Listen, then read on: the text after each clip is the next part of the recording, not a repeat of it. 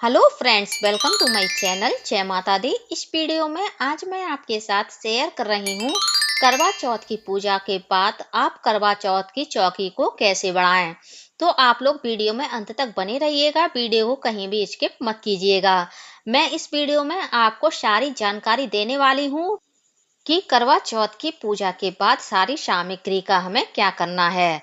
तो सबसे पहले हम बात कर लेते हैं जो हमने सास के लिए बायने में साड़ी निकाली है और सुहाग की सामग्री निकाली है, इसको किस प्रकार से हमें सास को बायने में देनी चाहिए। तो कुछ लोग तो इसे पूजा करने के बाद सास को दे देते हैं, कुछ लोग चंद्रमा को दर्शन करने के बाद सास को इसे दान करते हैं। बायने की इस साड़ी को सास को हमें किस प्रकार से देनी चाहिए वो आगे मैं वीडियो में आप लोगों को बताऊंगी। अभी मैं साड़ी को एक साइड में रख देती हूँ। अब हम आगे की पूजा सामग्री देख लेते हैं, उसका हमें क्या करना है। तो अब हम जो फल लिए हैं उसको उठा लेंगे चौकी पर से, और इसमें से एक फल हम अपने लिए रख लेंगे और बाकी के सारे फल हम अपने पूरे परिवार को प्रसाद के रूप में बांट देंगे। अब हमने जो जल का कलश रखा है चौकी पर, इसे हम भगवान सूर्य को भी चढ़ा सकते हैं और तुलसी के गमले में भी हम इस जल को चढ़ा सकते हैं। हमने जो घंटी रखी है इसे उठा करके हम अपने मंदिर में रख देंगे। अब हम कोई टोकरी ले लेंगे या फिर कोई बर्तन ले लेंगे जिसमें हम सारी पूजा सामग्री को एकत्र कर लेंगे। जैसे हमने ये पुष्प चढ़ाए हैं और भी अन्य सामग्री चढ़ाई है। कथा की इस पुस्तक को हम उठा करके संभाल कर रख देंगे, आगे हमारे पूजा में फिर से ये काम आने वाली है। उसके बाद हमने जो पान चढ़ाया है, सुपारी चढ़ाई है, आप चाहें तो इसे प्रसाद के रूप में खा सकते हैं। और पान पर जो लौंगे रखी हैं इसे आप चाय में डालकर यूज कर सकते हैं। नहीं खाएं तो आप इस पान को सारी पुष्प सामग्री के साथ विसर्जित भी कर सकते हैं। जो हमने दीपक लिए हैं इसे भी हम एक साइड में रख देंगे और इन दीपक को हम साफ करके फिर से पूजा में यूज कर लेंगे। तो इस सारी पुष्प सामग्री को, दीपक को भी हम चौकी से हटा लेंगे। अब हमने जो गौरी माता को, करवा माता को ये सुहाग की सामग्री अर्पित की है, इस सुहाग की सामग्री को आप किसी ब्राह्मण महिला को दे सकती हैं। यदि आपके घर के आसपास कोई ब्राह्मण महिला नहीं है तो आप ये सुहाग सामग्री किसी मंदिर में भी दे सकती हैं। इसमें से 2 चूड़ी आप अपने लिए प्रसाद के रूप में रख सकती हैं, एक बिंदी रख सकती हैं। तो अब हम ये सारी सुहाग की सामग्री भी चौकी पर से हटा लेंगे। अब हमने जो करवा माता को, गौरी माता को मिठाई का भोग लगाया है, इसे भी हम पूरे परिवार के साथ बांट करके खा सकते हैं। तो इसे भी अब हम चौकी पर से हटा लेंगे।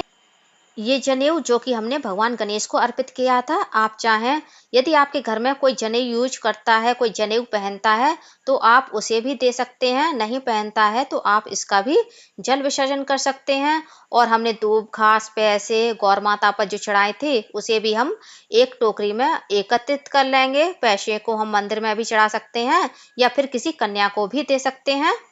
अब हमने जो गौर माता बनाई है मिट्टी से, इनका भी हमें विसर्जन करना होता है। आप इनका जल विसर्जन भी कर सकते हैं या फिर अपने घर के किसी भी गमले में भी गौर माता का विसर्जन कर सकते हैं। यदि आपने सुपारी से गणेश जी बनाए हैं या फिर हल्दी से या फिर गोबर से आपने गौरी माता बनाई है तो आप उनका भी इसी प्रकार से विसर्जन कर सकते हैं। अब हम देख लेते हैं करवे को हमें किस प्रकार से चौकी से हटाना चाहिए। करवे के ढक्कन में जो हमने चावल रखे थे इनको हम पक्षियों को खिला सकते हैं या फिर गाय को भी खिला सकते हैं। यदि आप गाय को और पक्षियों को खिलाना नहीं चाहते हैं तो आप इन चावलों में चावल बढ़ा करके किसी को दान भी कर सकते हैं। अब हमने जो करवे में बायना रखा है, इस बायने को हम निकाल लेंगे और अपनी सासू माँ को दान करेंगे। कैसे दान करना है वो भी मैं आगे आपको वीडियो में दिखाने वाली हूँ। और जो दूसरा करवा है उसका बायना हम अपने लिए रखेंगे। अब मैं आपको दिखा देती हूँ इस बायने को हमें सासू माँ को किस प्रकार से दान करना चाहिए। करवे में हमने जो भी खाद्य सामग्री रखी है, जैसे मैंने एक मिठाई का पीस और पूड़ी रखी है, इसे करवे में से निकाल लेंगे। और जो साड़ी हमने बायने में सासू माँ के लिए निकाली है उसे हम ले लेंगे, सुहाग सामग्री को ले लेंगे और इस बायने को हम इस साड़ी के ऊपर रख देंगे। यदि आपने फल रखे हैं पूजा में तो आप एक फल भी रखते हैं। और इस प्रकार से हम अपनी सासू माँ को इस पूरे बायने को दान करते हैं। और उनके हमें चरण स्पर्श करके आशीर्वाद भी लेना चाहिए। तो इस प्रकार से सासू माँ को वायना दान किया जाता है और उनका वायना इस प्रकार से निकाला जाता है। अब हम दूसरे करवे को भी चौकी पर से हटा लेंगे।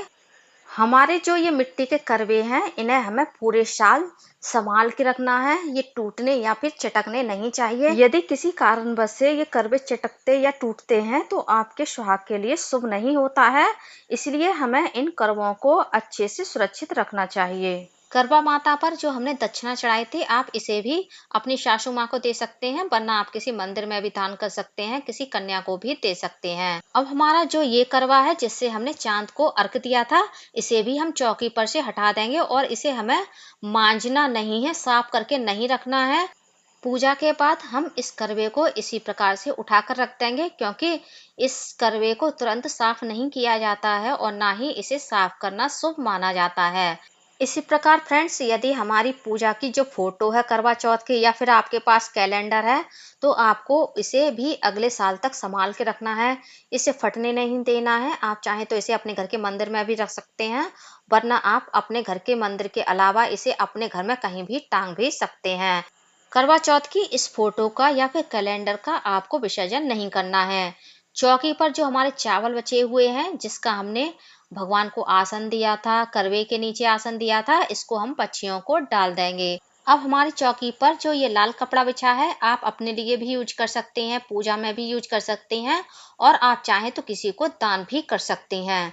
अब हमने जो स्वास्तिक बनाया था पाटे के नीचे या फिर चौकी के नीचे, और इस पर जो हमने अनाज रखा था, इस पर हम थोड़ा सा अनाज और डालेंगे। उसके बाद हम इस चौक को बढ़ाएंगे, इसे चौक बढ़ाना बोलते हैं। तो अब हम इस चौक को बढ़ा देंगे। इस पर जो हमने अनाज डाला था उसे भी हम हटा लेंगे और इस स्वास्तिक को भी हम साफ कर देंगे। तो फ्रेंड्स, आप लोगों को मेरा यह वीडियो कैसा लगा कमेंट करके जरूर बताइएगा, और यदि आप मेरे चैनल पूनम की आस्था पर पहली बार आए हैं तो प्लीज चैनल को सब्सक्राइब कर लीजिए, वीडियो को ज्यादा से ज्यादा लाइक कीजिए, शेयर कीजिए, साथ ही बेल आइकन को प्रेस कर दीजिए, ताकि हमारे आने वाली सारी लेटेस्ट वीडियो की नोटिफिकेशन आप लोगों को टाइम से मिल सके। कमेंट बॉक्स में करवा माता की जय जरूर लिखिएगा। धन्यवाद फ्रेंड्स, बोलिए करवा माता की जय।